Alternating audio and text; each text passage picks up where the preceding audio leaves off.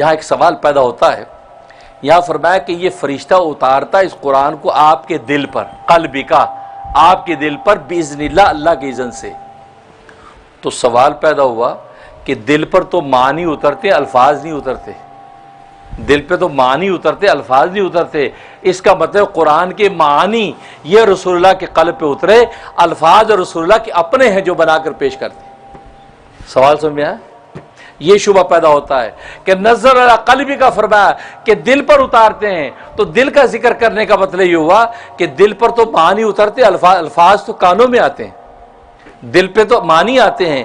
تو جب دل پر اتارا اس کا مطلب مضامین دل پر اتارے گئے، اور حقائق و مضامین کو رسول اللہ الفاظ میں پیش کر رہے ہیں، تو الفاظ رسول اللہ کے ہوئے اور معنی اللہ کے ہوئے. اس کو قرآن کہتے ہیں. تو معلوم کہ الفاظ قرآن کے اللہ کی طرف سے نہ ہوئے. یہ سوال سمجھ میں آ گیا؟ تو جواب اس کا یہ کہ نہیں، یہ بات نہیں ہے. بات اصل میں یہ ہے کہ دل جو ہے، دل معنی کا بھی ادراک کرتا ہے اور الفاظ کا بھی ادراک کرتا ہے. اصل مدرک جو ادراک کرنے والی چیز دل ہے. دل معنی اور الفاظ دونوں کا ادراک کرتا ہے. جیسے دل پر معنی اترتے ہیں اسی طرح دل پر الفاظ بھی اترتے ہیں. اور باقی یہ جو کان، ناک، آنکھیں جو ہیں یہ واسطہ اور ذریعہ ہیں.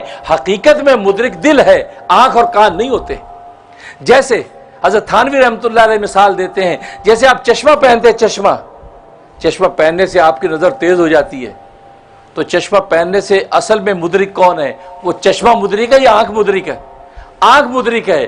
اصل میں ادراک کرنے والی آنکھ ہے. چشمے نے اتنا کیا کہ اس کی روشنی کو بڑھا دیا اور ذرا واضح کر کے دکھا دیا، لیکن اصل ادراک کرنے والی چیز کیا ہے؟ آنکھ ہے، چشمہ نہیں ہے. یہ وجہ چشمہ اتار کے رکھ دو کچھ نظر نہیں آئے گا، یا آنکھ سے ہٹا دیں آپ، یہاں کان پہ لگا رہے چشمہ، نظر آئے گا نہیں. اس کا مطلب چشمہ نہیں دیکھتا، چشمہ تو صرف روشنی کو بڑھاتا ہے. اصل دیکھنے والی چیز کیا ہے؟ وہ آنکھ ہے. بالکل اسی طریقے سے الفاظ ہو یا معنی ہو، اصل ان کا ادراک کرنے والا دل ہوتا ہے، لیکن یہ کان اس کا ایک ذریعہ، جیسے چشمہ ذریعہ ہے اسی طرح کان ذریعہ ہوتا ہے. اصل میں ادراک الفاظ ہو یا معنی ہو، دونوں کا ادراک دل کرتا ہے، کوئی اور چیز نہیں کرتی. اللہ اکبر، اللہ اکبر. اور دوسرا جواب بہت خوبصورت ہے، قاضی ثناء اللہ پانی پتی رحمۃ اللہ علیہ نے تفسیر مظری میں دیا. بڑا خوبصورت جواب دیا.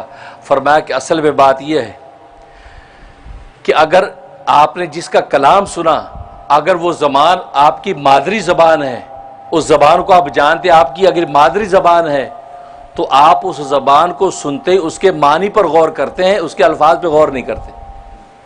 اور اگر وہ مادری زبان نہیں ہے، کوئی اور زبان ہے، آپ نے ایسی سیکھی ہوئی ہے، تو آپ اس کے الفاظ پہ غور کرتے ہیں، معنی بات پہ غور کرتے ہیں.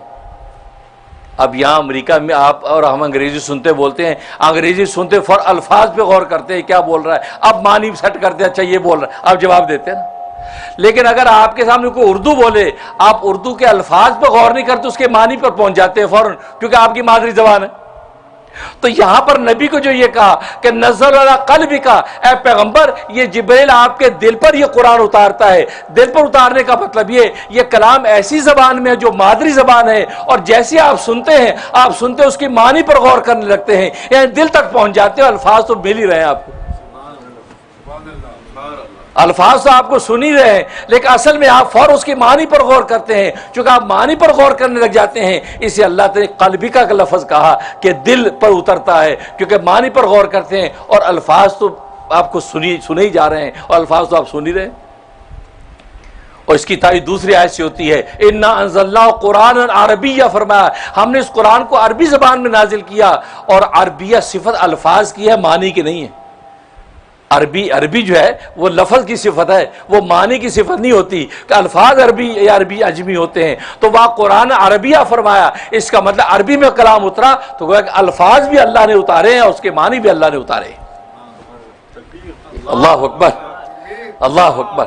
اس سے فرمایا فَإِنَّهُ نَزَّلَ عَلَىٰ قَلْبِكَ کہ وہی جبریل جو ہے یہ نازل کرتے اس قرآن کو عَلَىٰ قَلْبِكَ، آپ کے دل کے اوپر، بِإِذْنِ اللہ، اللہ تبارک و تعالیٰ کے حکم سے.